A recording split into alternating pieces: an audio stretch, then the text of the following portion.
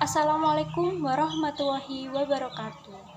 Yang terhormat Bapak Yoga Yolanda, MPD, selaku dosen pengampu mata kuliah Metode Penelitian Pendidikan Bidang Studi Prodi Pendidikan Bahasa dan Sastra Indonesia Universitas Jember. Pada kesempatan ini, saya akan mempresentasikan proposal saya yang berjudul Gaya Bahasa dan Permajasan pada postingan akun Instagram @puisilangit kajian stilistika. Sebelum lanjut, izinkan saya memperkenalkan diri terlebih dahulu. Nama saya Zikriah Adita Putri dengan NIM 190 120 402 128. Proposal ini dibagi menjadi 3 bab, yaitu bab 1 pendahuluan, bab 2 kajian teori, dan bab 3 metode penelitian. Lanjut, saya akan membahas bab 1 yaitu pendahuluan. Pendahuluan berisi latar belakang, rumusan masalah, tujuan, manfaat, dan definisi operasional. Selanjutnya, saya akan membahas latar belakang mengapa dilakukan penelitian ini. Media sosial merupakan media yang digunakan untuk berkomunikasi secara jarak jauh dan menggunakan jaringan internet. Instagram merupakan salah satu aplikasi sosial media yang paling digandrungi di Indonesia. Menurut riset, ada 61 juta lebih pengguna di Instagram dengan rentan usia 18-24 tahun. Karena kepopuleran Instagram sebagai media sosial yang memiliki banyak pengguna, penelitian ini memilih Instagram sebagai objek penelitian karena banyak yang menarik untuk diteliti dari sosial media tersebut. Di antaranya ada akun Instagram @puisilangit. Akun tersebut berisikan puisi pendek yang berisi tentang percintaan, kebahagiaan, kesedihan, dan hubungan antar manusia. Puisi-puisi tersebut berasal dari follower akun itu sendiri. Puisi dikirim oleh follower ke admin melalui DM. Lalu setelah itu admin dari akun tersebut menyalin dan dimasukkan ke gambar yang telah disediakan.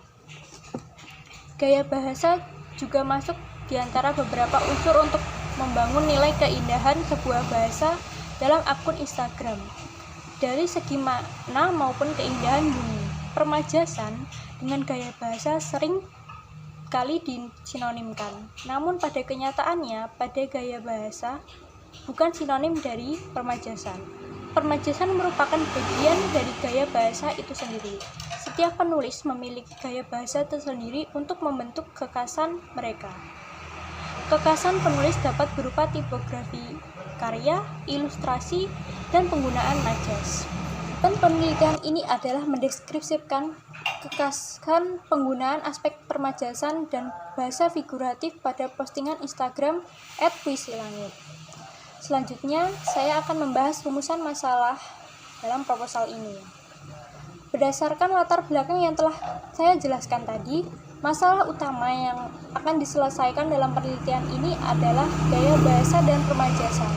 Secara rinci, masalah yang akan dibahas antara lain, yang pertama, seperti apa isi postingan dari Instagram @puisilangit. Yang kedua, bagaimana gaya bahasa yang digunakan dalam postingan akun @puisilangit. Yang ketiga, permajasan seperti apa yang digunakan dalam postingan @puisilangit. Selanjutnya, saya akan membahas tujuan dari penelitian ini. Tujuan utama yang akan dicapai pada penelitian ini adalah mendeskripsikan gaya dan permajasan dari akun @puisilangit.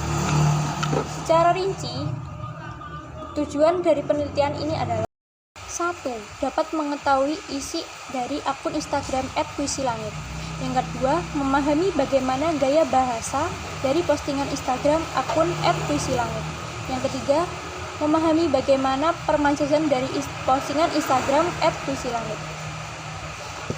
Selanjutnya, saya akan membahas manfaat. Manfaat yang didapatkan dari penelitian ini adalah memberikan pemahaman bagi pembaca bahwa akun Instagram @puisilangit ini memiliki gaya bahasa dan pemajasan yang unik untuk diketahui lebih dalam lagi. Yang manfaat dibagi menjadi dua, ada manfaat teoritis dan manfaat praktis. Manfaat teoritis, hasil penelitian ini diharapkan untuk memberikan ilmu yang bermanfaat dan dapat dijadikan rujukan referensi bagi para peneliti seputar pemajasan dan gaya bahasa Indonesia. Yang kedua, manfaat praktis. Pertama, bagi peneliti, sebagai hasil karya ilmiah yang dapat menambah wawasan pengetahuan dan menambah pola pikir pembaca, khususnya mengenai penggunaan gaya bahasa dan pemajasan pada akun Instagram @puisilangit.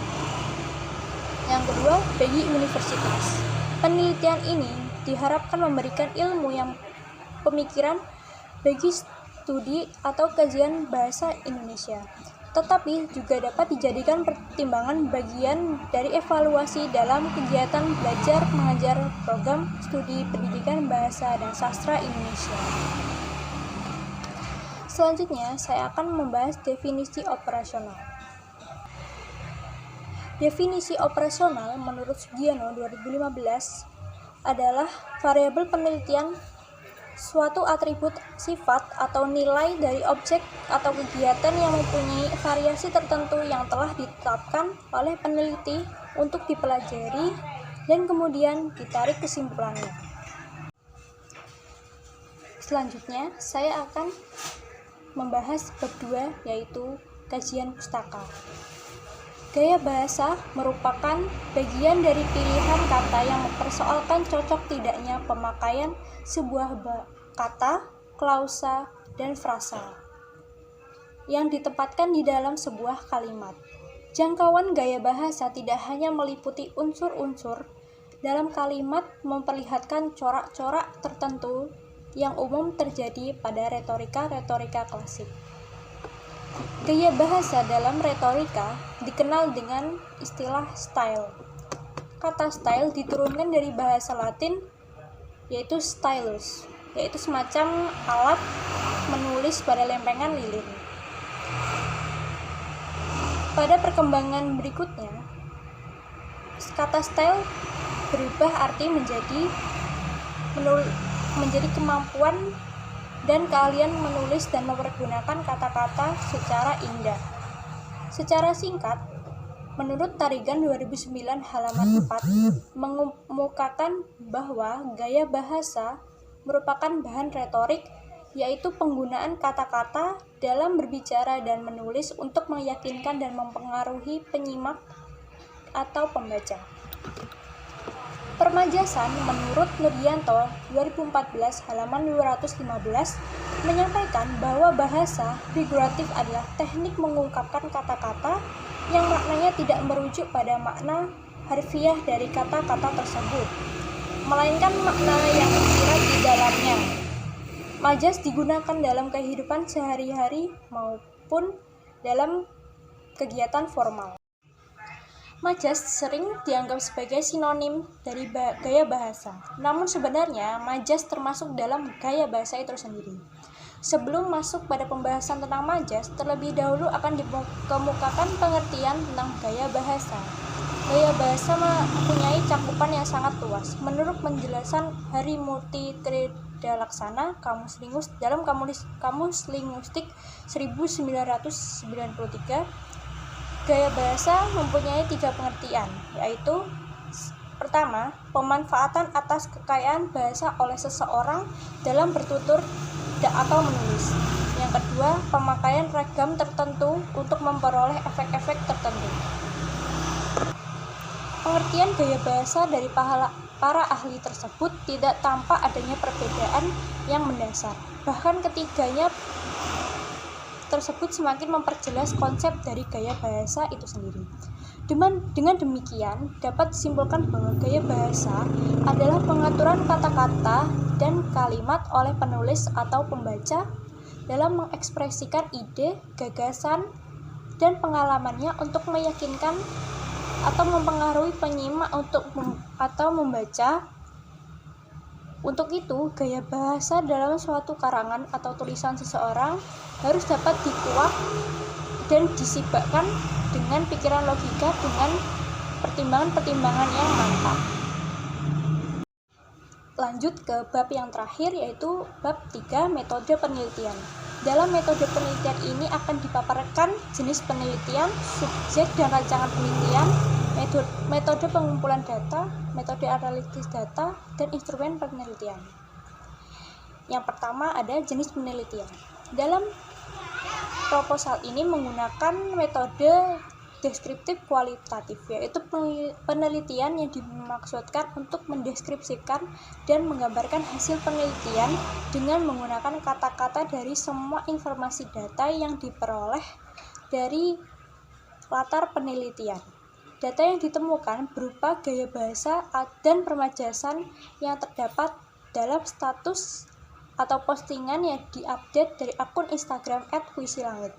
Metode kualitatif menurut BPG dan Taylor adalah prosedur penelitian yang menghasilkan data berupa deskriptif, yaitu berupa kata-kata tertulis atau lisan dari orang-orang dan perilaku yang diamati. Penelitian ini dapat dilakukan dengan berbagai model, salah satunya studi kasus, biografi, fenomenologi, analisis teks, etnografi, dan sebagainya. Tujuan peneliti memilih metode ini dikarenakan metode ini dapat menggambarkan atau mendeskripsikan apa saja kejadian yang terjadi pada saat penelitian berlangsung. Selanjutnya, rancangan penelitian. Rancangan penelitian yang digunakan berupa pendekatan secara kualitatif metode SIMA. Pendekatan kualitatif metode deskriptif ini bertujuan untuk menjelaskan fenomena sedalam-dalamnya melalui pengumpulan data. Data tersebut dapat melalui kegiatan melihat, menyimak, menulis, dan menganalisis. Yang ketiga, metode pengumpulan data. Data dalam penelitian ini berupa status pada akun Instagram @puisilangit. Metode pengumpulan data pada penelitian ini menggunakan metode SIMA. Metode penyediaan data ini diberi nama metode SIMA karena cara yang digunakan untuk memperoleh data dilakukan dengan menyimak penggunaan bahasa. Istilah menyimak tidak hanya berkaitan dengan penggunaan bahasa secara lisan, tetapi penggunaan bahasa secara tertulis. Menurut Mas Hun 2012 halaman 122. Selanjutnya ada metode analisis data. Penelitian ini merupakan penelitian deskriptif yang berupaya mendeskripsikan segala sesuatu hal yang ditemukan dalam penelitian di lapangan berdasarkan fakta dan fenomena secara empiris. Menurut Surjayanto 1988 halaman 62 sampai halaman 63. Penelitian ini mengklarifikasikan keberagaman topik dan permajasan yang terjadi pada postingan Instagram @puisilangit. Analisis data pada penelitian ini menggunakan analisis data kualitatif. Analisis data kualitatif adalah upaya yang dilakukan dalam bekerja dengan data, memilah-milahnya menjadi satuan yang dapat dikelola, mensinetiskan dan mencari serta menemukan pola yang dapat dipelajari. Analisis data kualitatif pada penelitian ini menggunakan metode padan. Metode padan adalah metode yang alat penentunya di luar bahasa atau terlepas dari bahasa.